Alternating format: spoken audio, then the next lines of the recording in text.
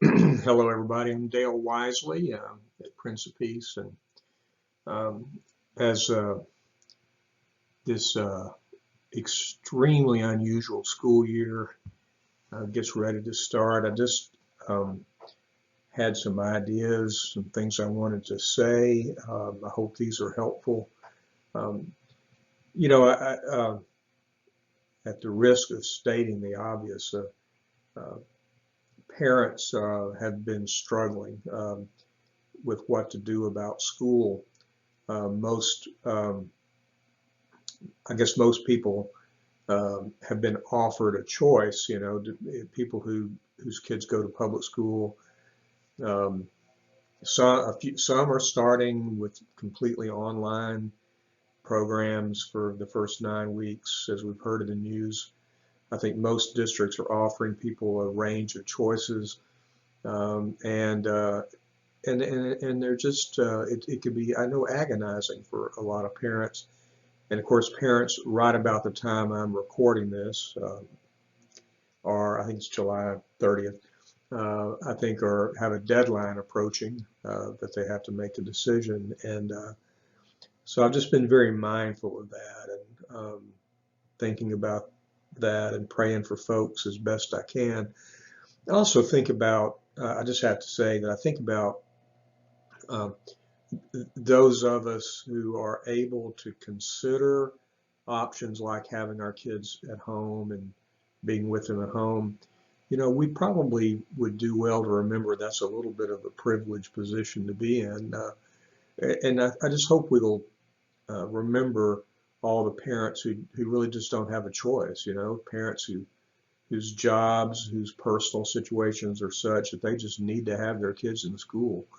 And all the kids who really rely on school for things that they need, emotional support, and so, in some cases, food, and lots of kids need special services. A lot of disabled kids with disabilities need things from their school.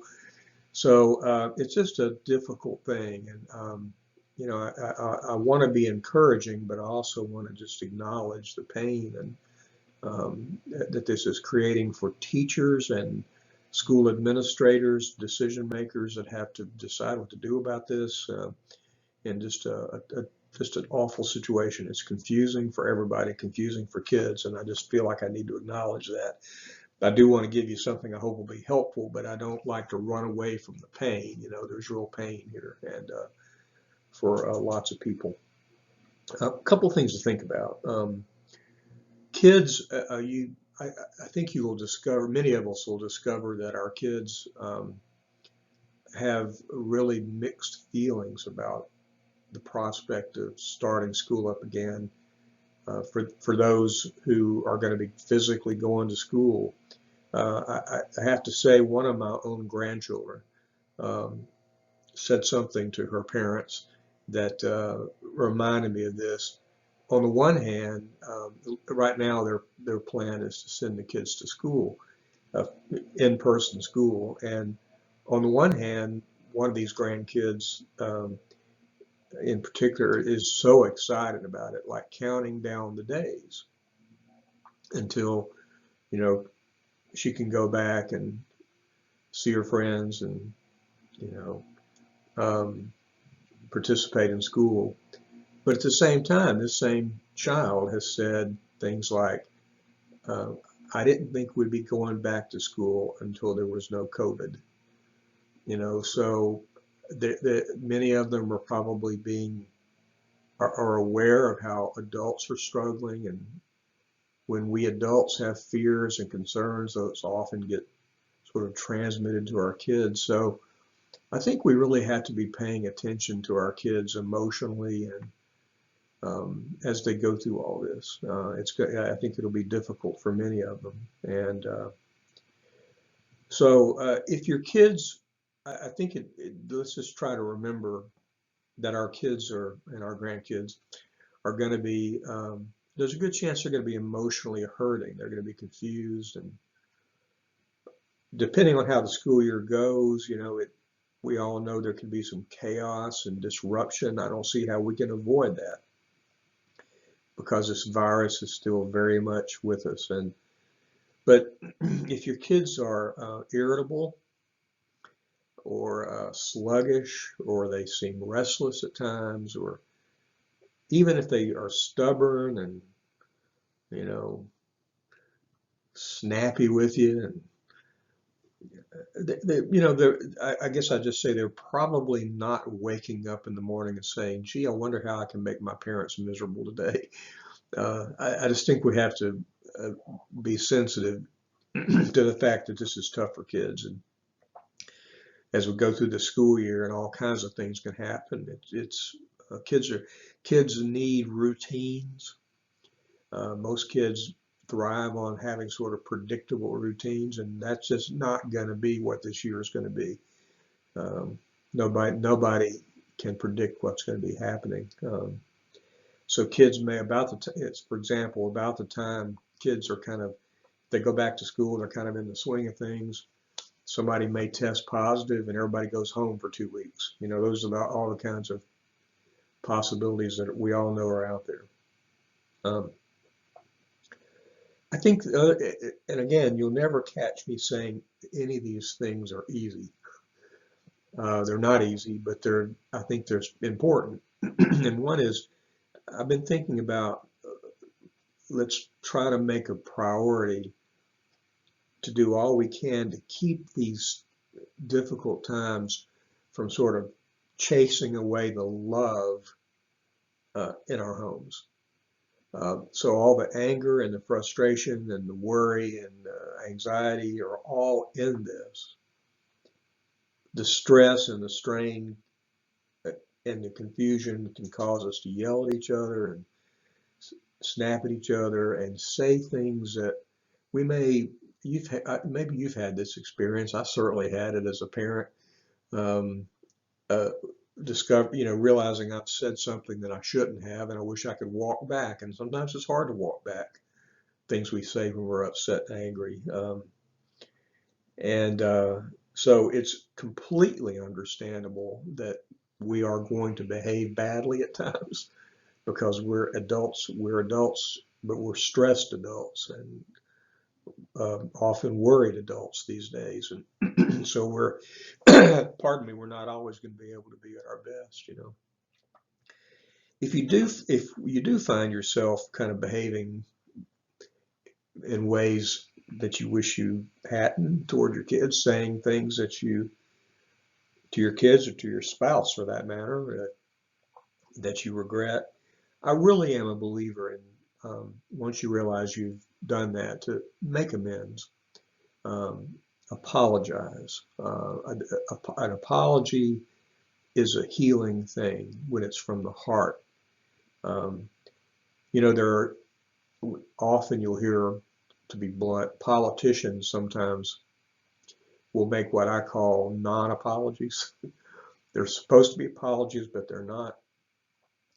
Like, if I said anything to offend you, or if you misconstrued my remarks, that's kind of a non-apology. An apology is like this: I did wrong and I'm sorry.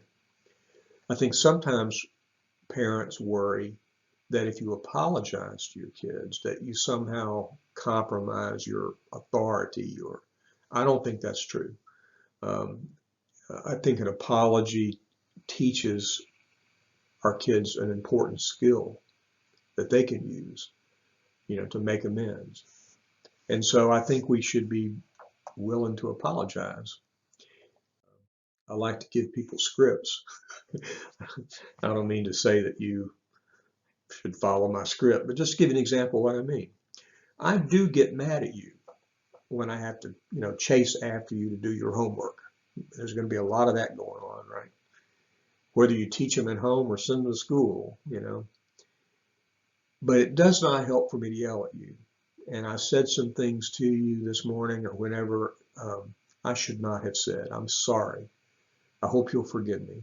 Now, that's an apology. Now, I'm not naive. You have to be careful, because if we humble ourselves and apologize, kids will sometimes take advantage of that. And they'll try to sort of turn this into something that's just about you, and absolves them of their part in this conflict. So you could follow up with something like, now, I've apologized and I meant it, but now we need to talk about what we need to do to change. And that has to involve you. What are we going to do together so we don't continue to have these kind of fussing and yelling matches at each other, right? So there you go. That's one way to do it. Um, so the other thing is, I think sometimes we actually I always think about this, not to bore you to death. It may be too late for that, but there's a lot of research in child psychology and education about how we um, American parents, this may be true of other cultures, but American parents have a tendency to over fuss, to use a non-scientific term, and under praise. We put that a different way. We tend to rely a little bit too much on correction and saying negative things to kids, and sometimes we kind of neglect saying positive things to kids. So sometimes those are out of balance. And so if we're in, as we're going to be this year, a stressful time, again, trying to fuss at your kids and get them to do what they need to do and take care of their responsibilities and do their schoolwork or whatever. We just need to be careful that we're balancing those out. So here's just a guideline for you. Every time you catch yourself fussing at your child, a kind of a negative interaction, just kind of make a note that before the sun sets, or before bedtime, you counteract, for every negative thing, you try to do a couple of things that are positive. And that could just be, I love you, or a hug, or just, you're a fantastic kid, or I'm so glad you're part of our family. Just, I know people differ in their comfort with saying those kinds of things. So, it's up to you what works for you. I know you might say, I know you're doing the best you can in a bad situation. If you feel like that's true, but something positive. Let's go grab some ice cream. Not to say you don't want to get into a habit of doing that every time, but that could be on your menu of things to do, so to speak. Or you want to go outside and toss a ball around, or do you want to spend a little time? Do you want to sit down with me and watch a movie or a TV show, whatever it is? But just try to work on as best you can. I've already said this isn't easy. Trying to balance out the inevitable negative interactions with positive interactions, and just kind of be intentional about that. And I think that'll be helpful. One of the concerns I have about all of this is that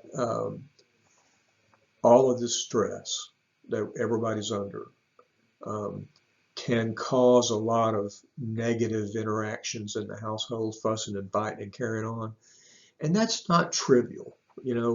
It's families do that, and that's okay. But I worry that all that's going to get kind of escalated, and so we really just have to be intentional about, again, not let the way I've been putting this to my friends is, don't let all this stress chase the love out of your home. I know that's kind of an overstatement. You're going to love your kids no matter what, but I just think it's important to try to be mindful of that. I've got some notes here I'm looking at, so let's do what we can to offset that. Something else I think people have been talking about all along during this crisis, and that is, let's keep asking our kids about the virus, about whether they have questions about the virus, about ask them about what their worries are. That's the classic thing about trying to keep the lines of communication open. It's almost a cliche. But I think it's important to check on our kids. How are you doing with all this? What are your worries? Do you have any questions? So I think try to do our best about that. I think another thing that people have been struggling with for the last 5 months is how to keep your kids socially engaged. Kids need that social engagement. They need to be around peers, and that's been a challenge. And it's going to, I think, in some ways, it'll continue to be a challenge.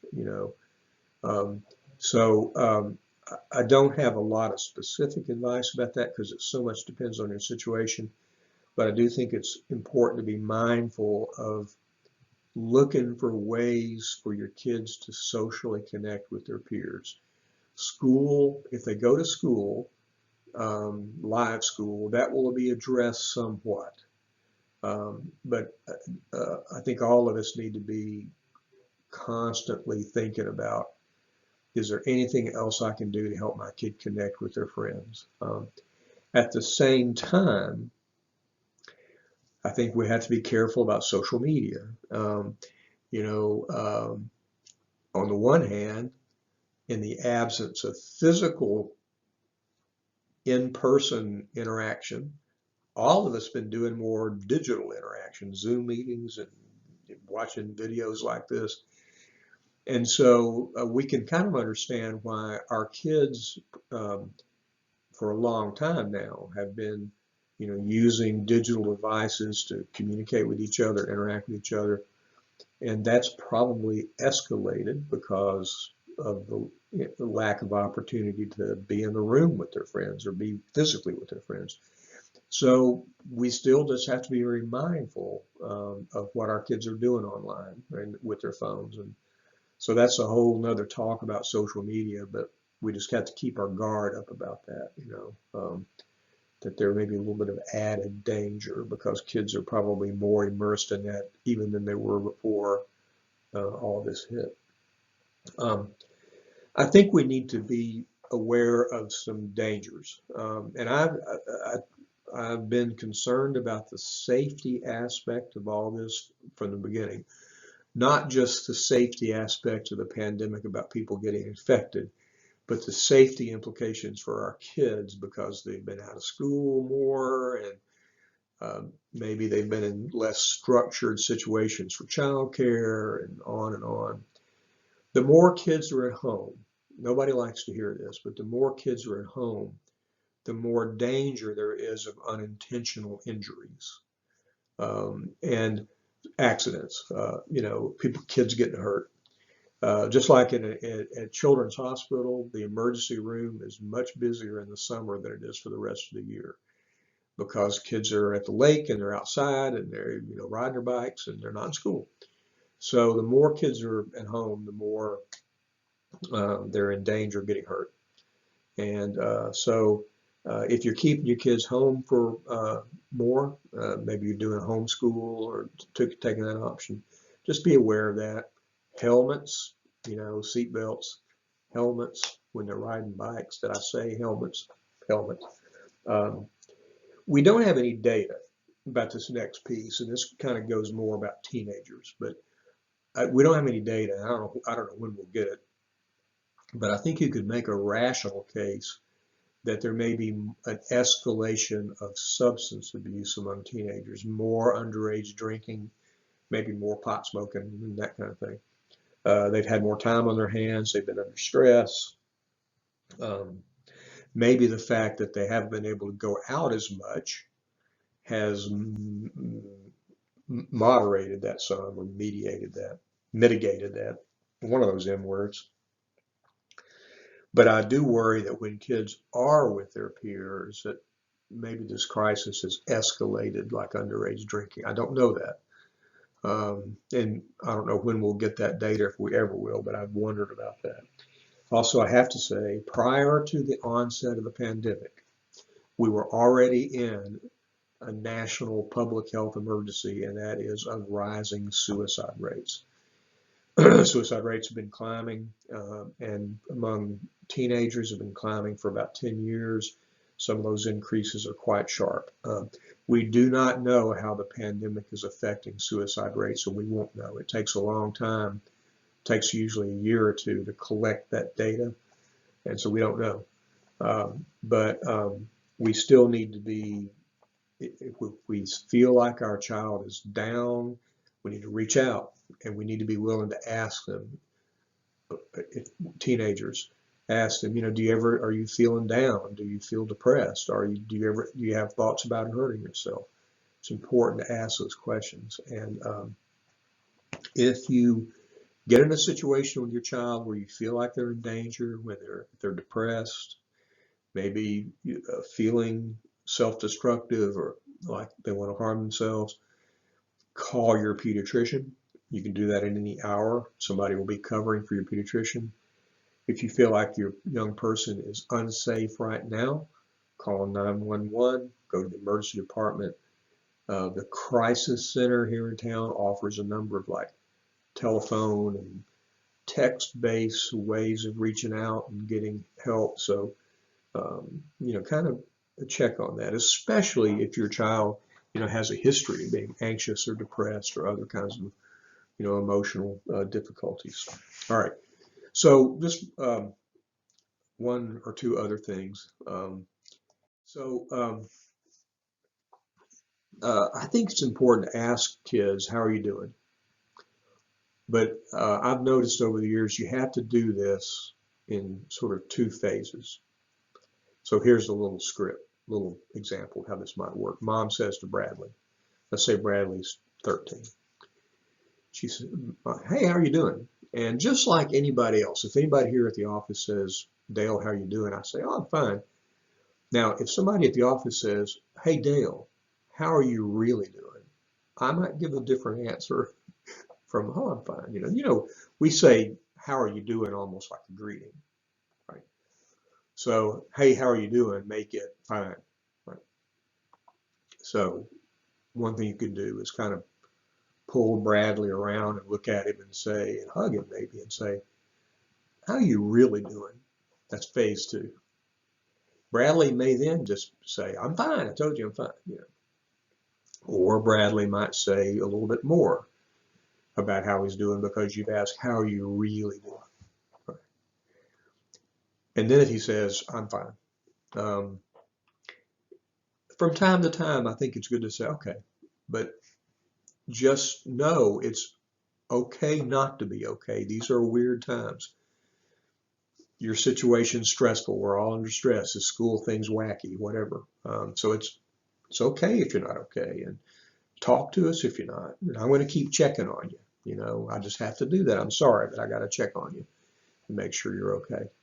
Another suggestion to consider is to provide your kids with another way of letting you know if they need to talk. So, for example, some kids and some adults, frankly, just don't do eye contact, intimate conversation very well. It freaks them out. A lot of teenagers like that. They don't like creepy eye contact, and the direct approach.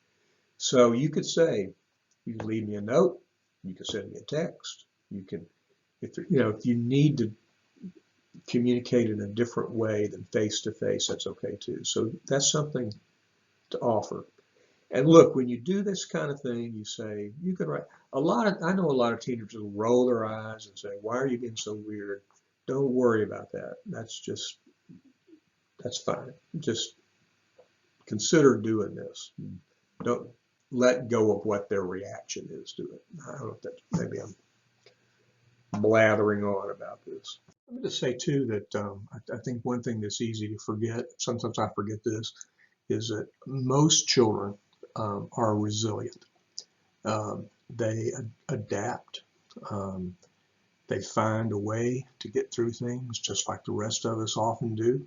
So there's all kinds of reasons to be hopeful about this, that even knowing that the school year is likely to be disrupted and all kinds of unexpected things will be thrown at us, most of our kids will bounce back and will adapt to that. And sometimes that road to getting through it is bumpy. So kids may get very upset. Their behavior may change in negative ways. And that's part of the process of getting through it.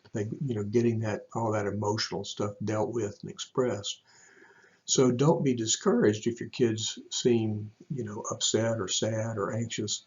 Uh, that doesn't mean that they're not resilient. It doesn't mean they won't get to a place where they adapt to it well. So an encouraging note for you there. I want to thank you for your attention to this video, and just know that here at Prince of Peace, we hope and pray things go well for you, and we're here to help if we can. Let's close with a prayer.